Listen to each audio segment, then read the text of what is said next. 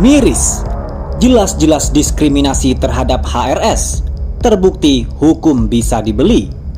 Simak berita ini sampai selesai dan tetaplah bersama kami di Kabar NKRI, akurat dan terpercaya.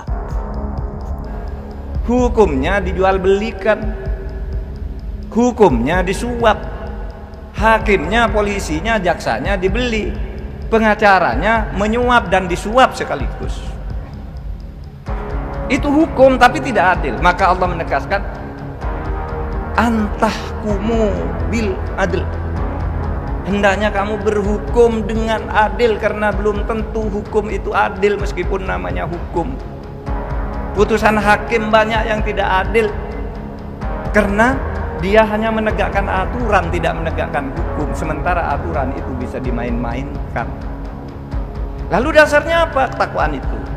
Dasarnya ya hati nurani, kehati-hatian ketika ada hukum yang bermacam-macam.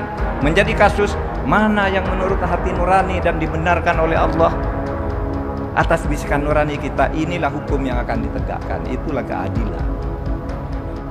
Sekarang di negara kita ini banyak orang pinter, tapi mempermainkan hukum, menjual belikan hukum. Meskipun dia pinter dalam bahasa agamanya, dia adalah orang jahiliyah. Karena apa? Karena tidak berlaku adil. Hadirin sekalian, keadilan adalah fondasi tegaknya negara. Keadilan adalah fondasi tegaknya negara. Maka kalau Anda, pemerintah, pejabat, rakyat berlaku tidak adil di dalam kehidupan ini, maka sebenarnya Anda sedang menghancurkan fondasi.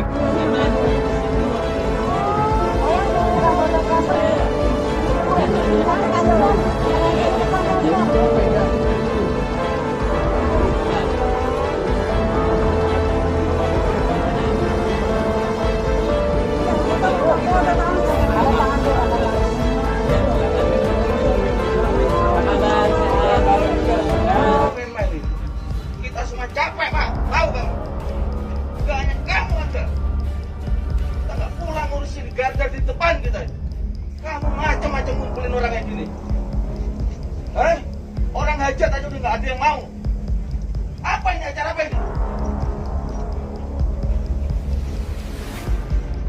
Malah enak-enak pesta ini. Kamu otakmu di mana otakmu? Kamu pengen mati sendiri? Mati aja sana. Al-umara'u bil jawri. Umara dia masuk neraka sebelum dihisab karena kezalimannya. Hati-hati loh. Yang jadi pejabat, yang jadi DPR, yang jadi pegawai negeri, Anda semuanya bisa cepat mungkin rogai. Kalau kamu tidak adil, innallaha ya'muru bil adli wal ihsan, yang adil.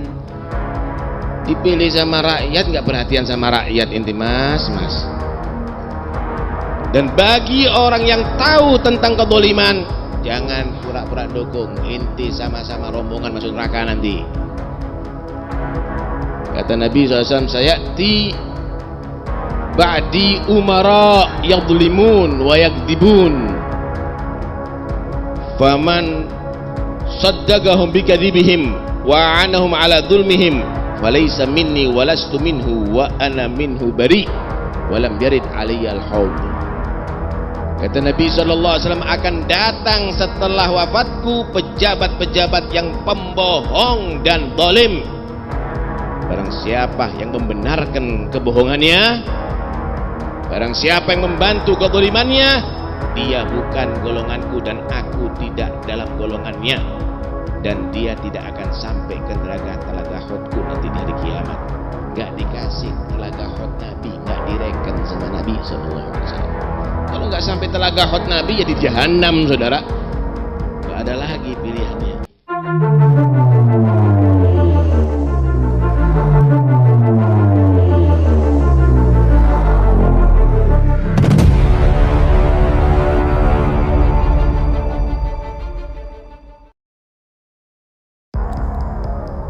Sentil acara pernikahan yang viral, Haikal Hasan mengatakan ada yang dihadiri Paduka.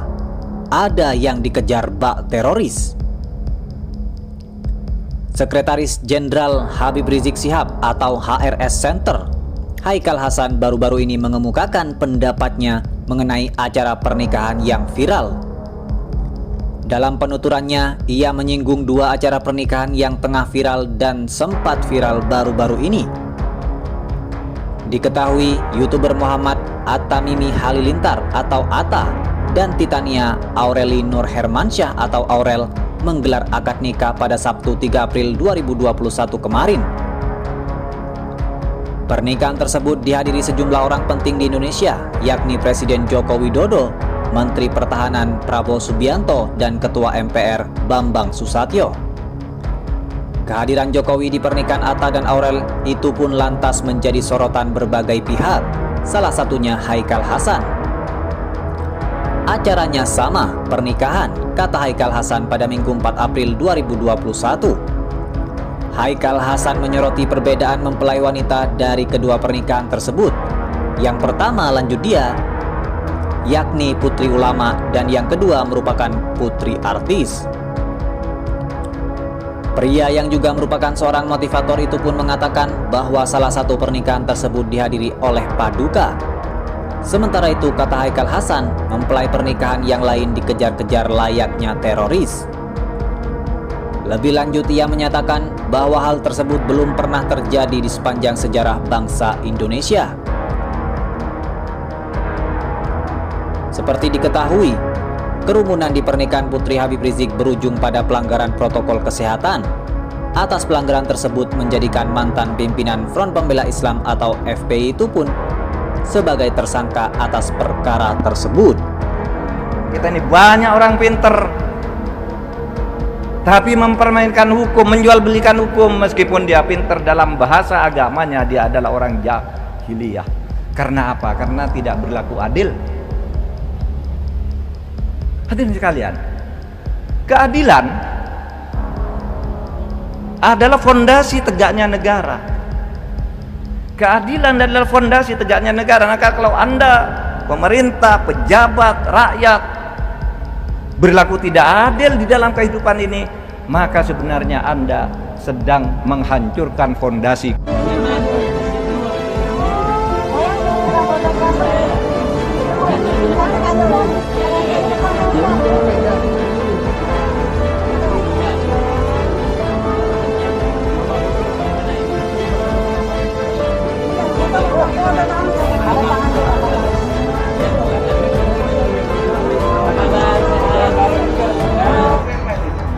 Kita semua capek, Mak. Tahu kamu? Gak hanya kamu Anda. Kita gak pulang ngurusin garda di depan kita. Kamu macam-macam ngumpulin orang kayak gini. Orang hajat aja juga ada yang mau. Apa ini acara apa ini? Malah enak-enak pesta ini. Otak gimana otak? Kamu pengen mati sendiri? Mati aja sana. Al-umara'u bil jawri. Umara dia masuk neraka sebelum dihisab karena kezalimannya. Hati-hati loh. Yang jadi pejabat, yang jadi DPR, yang jadi pegawai negeri, Anda semuanya bisa cepat mungkin rokoi. Kalau kamu tidak adil, innallaha ya'muru bil adli wal ihsan. Yang adil. Dipilih sama rakyat, nggak perhatian sama rakyat inti mas. Dan bagi orang yang tahu tentang kezaliman, jangan pura-pura dukung. Inti sama-sama rombongan masuk neraka nanti. Kata Nabi SAW, sayati ba'di umara yadlimun wa yakdibun, faman saddaqahum bikadzibihim wa anahum ala dhulmihim falaysa minni walastu minhu wa ana minhu bari walam yarid alayyal haud. Kata Nabi SAW, akan datang setelah wafatku pejabat-pejabat yang pembohong dan zalim. Barang siapa yang membenarkan kebohongannya, barang siapa yang membantu kezalimannya, dia bukan golonganku dan aku tidak dalam golongannya, dan dia tidak akan sampai ke telaga Hotku nanti di hari kiamat. Nggak dikasih telaga Hot Nabi, nggak direken sama Nabi SAW. Kalau nggak sampai telaga Hot Nabi, jadi jahanam, saudara. Nggak ada lagi pilihannya.